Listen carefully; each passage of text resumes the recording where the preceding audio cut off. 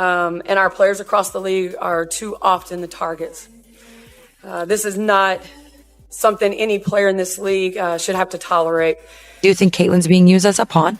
Caitlin didn't bring racism to the WNBA. This has been happening. And that, I think, is what's been such a shock for all of us, that other people are surprised by this. We've been trying to tell you. It all started here. See why the Indiana Fever are making big changes by watching through to the very end. The group has made significant changes public, shocking Caitlin Clark while simultaneously. WNBA racism was brutally destroyed by Subbird, just her ED.IT was long overdue, he'll be honest. Gold medalists, legends and MVPs have all overcome comparable obstacles, but now someone has the courage to speak up. Sue carried fireworks with her and didn't just speak for the sake of speaking, which led to a significant. Prior to our reaction from the Indiana Fever camp. Before we continue, there is one thing I want to reset, that we want to reset, and it's the language being used around fans. Fever fans, Caitlin fans, new fans. That actually has to go. The best thing is that she didn't hesitate to go undercover in a no-holds-barred situation, even though she knew it may ruin her career. Megan Rapinoe's podcast. She questioned why Caitlin Clark's outstanding accomplishments are the focus of so much racist hatred. And growing sales are being disregarded. There has even been talk of a league conspiracy against her. Today? Yeah. Did you, when you went and kind of swatted at Caitlin, did you intend to hit her in the eye? And if so, could you just, or if not, either way, could you talk about what happened on that play? I don't even know why I would intend to hit anybody in the eye. That doesn't even make sense to me. But no, I didn't. I didn't know I hit her, actually. I was trying to make a play on the ball, and I guess I followed through and I hit her. So obviously it's never intentional. That's not even like the type of player that I am. So yeah. Did you and Marina kind of laugh about it afterwards? It looked like there was later on in the game they caught you guys laughing about it. No, I just told you I didn't even know I hit her, so I can't laugh about something I didn't know happened. Rise T all started when Day Carrington was questioned by journalist Christine about this peculiar incident after a game. You would assume that this was just another query, wouldn't you? Questions about athletes are common. About stressful circumstances such as this, but things rapidly deteriorated this time. In response, Rapinoe said, despite the question's seeming innocence, the way it is asked has a racist undertone, and all of a sudden, a new perspective on a conversation started. Obviously, hearing it initially, my visceral reaction was like, that's not good. That doesn't feel good. That feels racist, to be honest. Sue would not allow this to happen without adopting her customary rebellious posture and criticizing the media, especially ESPN, for turning it into a contentious issue. The inquiry wasn't inherently racist, according to her, but instead, the way the media misrepresented it was, well, that is really problematic. Sue highlighted the reality that, compared to their white colleagues, athletes of color are subject to much more scrutiny. What happens if there's a black athlete involved? Suddenly, it becomes a more significant problem, a disagreement, or worse, a racial one.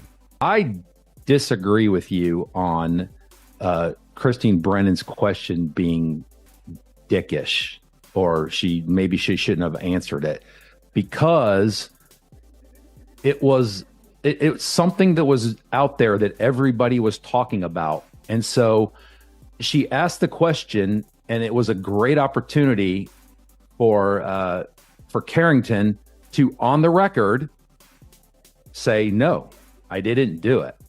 And that's all that happened. So I do disagree with you. I don't think it was a dickish question. I think it was a fine question based on what was going on at the moment. Sue made the connection and said that this is all a part of a much larger picture while she was still warming up. Christine likely didn't want this to go as far as it did, but she blasted the WNBA for their decision, blaming the media for allowing the rumors to spread. Sue believes that far less attention would have been paid to the event had Day been a white athlete. However, if a white player had been in Carrington's position, we would have had a complete narrative with every possible consequence. It led to the Twitter trolls and bots taking over. And what started there was this narrative of petty, jealous players hating on Caitlin. That's really what happened. That's where it started. that we must just dislike her, that we look at her side-eyed, that we don't want her to come in the WNBA and be successful, that we're hating on her, right? So we're petty and we're jealous. Then she explained how Diana Taurasi, one of the players, made a statement that set the plot in motion. Yes, the legend herself made a casual remark that was so offensive that it actually caused the WNBA globe to catch fire. Naturally, Subbird, our resident voice of reason, had to step in and explain things because we're talking about complete chaos. Because the impact of those words was greater this time, and it's all about the friggin' ripple effect they produce. More than anyone anticipated, Sue's statement that things became ugly refers to the fact that there was more than just the typical rivalry and squabbling. The games were no longer about basketball as hate speech began to appear. Alright, so we're discussing racism now. Privilege, and all the other things you would anticipate seeing when fans are upset about something other than the actual game. At any point did I think anybody was playing dirty against Caitlyn. Not at any point did I think Caitlyn was targeted. And I'm going to stop on that word because what happened was these petty jealousy narratives that got formed. Then when the season started and people saw people blocking Caitlyn's shot or picking her up full court, it then became, oh, they're targeting her. Oh, they're trying to. When Sue Bird clarified that Caitlyn had to deal with much more than simply elbows and profanity, she didn't hold back. Oh no, Caitlyn was avoiding real punches instead of symbolic ones, and each time she entered the courtroom, she believed that she had to get ready for more than just the strategies used by the other team. It wasn't fair play because players were actually making fun of her. Sue made it apparent that this was not merely a formidable defense. What Caitlyn was going through was uncomfortable and intimate, much beyond the normal rough and tumble of a WNBA game. Sue, of course, did not minimize the racial aspect of the situation. Caitlyn's situation went beyond just why Caitlyn was getting so much attention and why other players weren't given promotions. Racism, privilege, and how some players of color viewed her success as a symbol of anything far more significant. Sue didn't hold back when she said that this was more than just a sporting issue, it was about the bigger picture. Caitlyn was caught in the crossfire between prejudice in the league and the frustrations that were now happening on the court in real time. So I think it's really just the fans, her fans, the Iowa fans, now the Indiana fans that are like, they ride for her. And I respect that respectfully, but sometimes it's very disrespectful. I think there's a lot of racism when it comes to it, and I don't believe... She has been publicly criticizing Caitlyn Clark and her supporters for racism and isn't exactly quiet. This implies that she will receive the white girl pass. Additionally, she didn't hold back when discussing Angel Reese and it seems like Alyssa Thomas has been drinking this tea for too long. Reese has been vocal and self-assured. Thomas has been a pillar for the Connecticut Sun throughout her time at LSU. They assert that Caitlyn is the NBA's emblem of white privilege, who receives special treatment because of the color of her skin instead of her skills. Prevalent that it is right now, like it's popping right now, and just being able to know that, like, I'm happy where we are. I'm happy to see all the girls being able to pop it and look cute on the runway and being able to continue that. Because Sue, what about her? She refused to put up with it and did everything in her power to demonstrate that this is a false story and that it must be dropped. This isn't the case, she said loudly and clearly, and what Reese and Thomas are doing is not just immoral but also detrimental. All of what I've said led to this group of people being able to push those racist agendas, which really has been, in my opinion, the cause of all of this. And everybody from this moment on has, not everybody, but a lot of people have been operating under the assumption that these narratives, particularly the targeting narrative, is true. And that has caused... Sue is drawing attention, even though she admits that racism exists in the WNBA and that she is not blind to the reality that Caitlyn is innocent of these charges. She believes that Thomas and Reese are using the racial storyline to hide their own complaints and that instead of accepting responsibility for their own actions, Caitlyn is being brought down by them. This expose on racism in sports isn't very groundbreaking. Instead, spoiler alert, Sue isn't amenable to it. It's more of an excuse. Sue didn't mince words either. Racism has been impacting the WNBA well before this year. This is not a new thing. Sure. This is, and in that way, I do think Caitlyn's being used as a pawn. Caitlin didn't bring racism to the WNBA. This has been happening. And that I think is what's been such a shock for all of us, that other people are surprised by this. We've been trying to... Bird thought, look, Caitlin is receiving a lot of attention, but let's not act like that just because she's white. But because she's a fantastic player. Bird believes that people have turned the whole thing into a whole narrative that is unrelated to reality. Although Caitlin Clark is in the public eye, Sue refused to let Reese and Thomas make this into something it wasn't. Bird's ascent has been rapid, and her dominance is undeniable.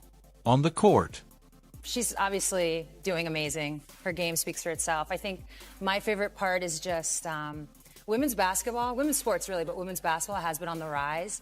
And it's kind of like what Magic and Bird was to men's basketball. Like this moment, we kind of needed something. This is to that just moment. Like, yeah, and Caitlin's that moment. And I think a lot of it has to do with her logo threes. among the more shocking discoveries. However, Sue asserted that she had personally spoken with Caitlin Clark and to have discovered her. You know what? What about the story of white privilege that Thomas and Reese are advertising? Caitlin is not a wealthy athlete who just gains from her race, as Sue made clear. Instead, like everyone else, she has been putting in a lot of effort and moving up the rankings. Bird understands that the circumstances is far more complicated than most people realize, and she doesn't hesitate to admit it. To go, I understand why at times it's been used. It's kind of just when you're in an interview and you get asked a question, it's kind of easy to go, oh, the FIFA fan base. Yeah, what do you mean by fans. that? That has to oh, go. these new fans. It has to go because it's not the Fever fans. It's not Caitlin fans. That is a large group of people. Let's stick with the Fever for a second. That is a large group of people. And what we're talking about as we get into the meat of this, we're talking about the faction of that group that is pushing racist agendas and is pushing hate and creating, divisiveness online, acting as fans, acting as Fever fans, acting as... But at this point, things go pretty bad. Sue claims that the entire racial controversy has become a rationale for Caitlin's physical mistreatment by players on the court. It appears that individuals are utilizing the claim of racism as an excuse to pursue her, and the issue is no longer limited to basketball. Bird clarified that this is no longer only a competitive game, and that gamers are venting their resentment, whether due to racism, envy, or anything else, to unfairly target Caitlin. Caitlin is avoiding more than just verbal abuse, but she's also being roughed up and ducking elbows, and it's all becoming too personal. When Kennedy Carter cheap shots Caitlin Clark in a play that I can draw conclusions from, because as Caitlin Clark said, it simply was not a basketball play. When Sue claims that the entire racial discrimination problem has been weaponized, she doesn't hold back, and isn't benefiting anyone. Players like Reese and Thomas choose to ignore the real racial issues in the league, worsen the situation by turning the field into a battlefield for their personal concerns. Bird isn't saying that we shouldn't talk about race. Instead, she is saying that this is not the right course of action. Caitlin's situation is merely acting to further polarize society and drive individuals apart rather than to unite them. What will the Indiana Fever do in light of this? This isn't what real Fever fans, this isn't what real WNBA fans are about, and it's not what our organization stands for. And it doesn't in any way, shape, or form represent any of us. And so I think we've positioned ourselves now to take the next step, and it's an exciting time. What will that next step be? Where will we go now? How do we go from 6th to being in the top 4 seeds? I don't think any of us were ready for what that was going to be like. I mean, she's an incredible player, and we knew she was going to make a huge impact immediately for us. It was just going to take some time, just like it takes any other rookie coming into the best league in the world. But she did. But the thing about Caitlin is her competitiveness and her wanting to just win everything from every drill, every shooting drill. That just propels her to be, she wants to be great.